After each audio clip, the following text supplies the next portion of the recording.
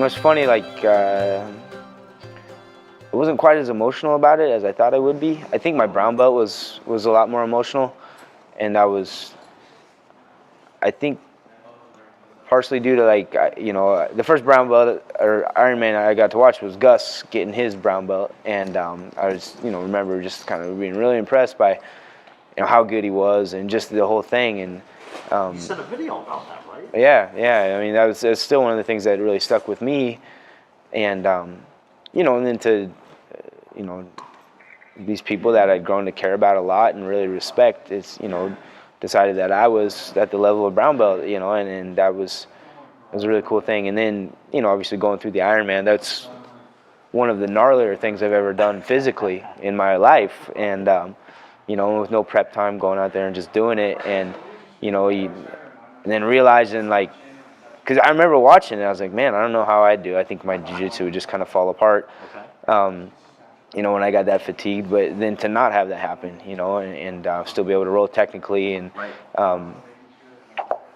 it gave me a lot of confidence. Like, hey, this is in me, I can use it, and so that was a big turning point for me, is when I got my brown belt. And since then, I think I've just been gaining more and more confidence, and I felt like recently I felt like I'm at the level of black belt, and that's so I've become more comfortable with that fact. Whereas before, like, going purple to brown, I don't think I felt that.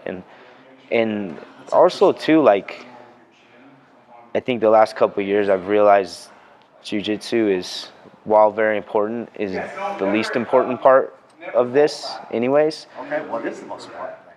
What was that? What is the most important thing? It's just, giving back. It's, helping people, and and it sounds cliched, but I've come to believe it, and and it's the people I get to be around, and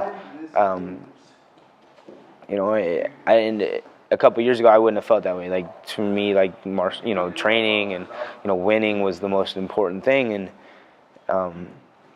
when I kind of let that go too, I think I just got better, because I was focused on helping others, and making their training experience better, and being an owner too, not just a coach, but somebody that runs this place.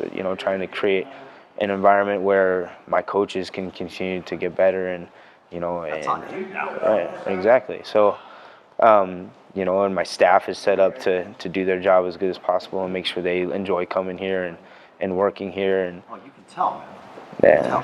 So what you've done here, extraordinary, really is.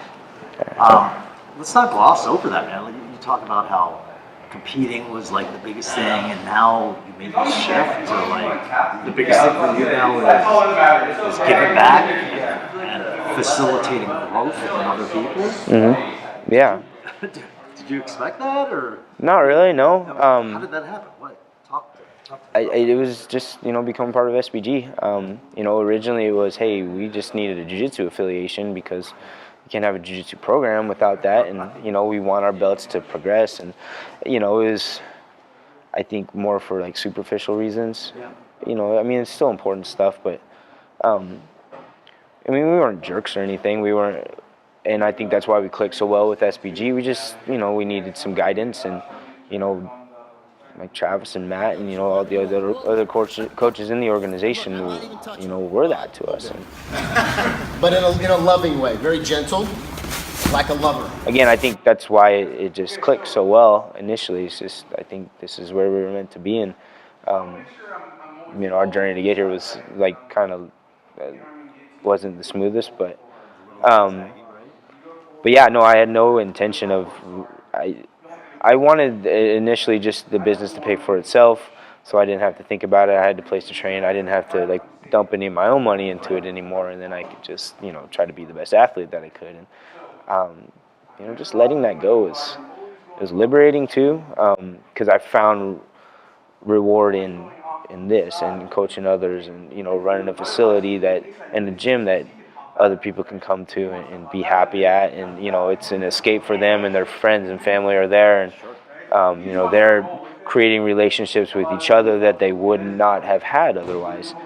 And yeah, that was never my intention in the beginning. But you know, when I realized that that could be rewarding for me, it was easy to like, all right, you know, if I lose a fight or if I lose a jiu-jitsu match, it's not that big of a deal. I'm still gonna come here. I'm still gonna do these things. I'm gonna, you know, hang out with my friends because that's what I get to do. Really, is I get to hang out with people I love every day. And you know, this past year has been a trying one for me personally, and I couldn't imagine going through some of the things that you know I've been dealing with at a 9 to 5 that I hated.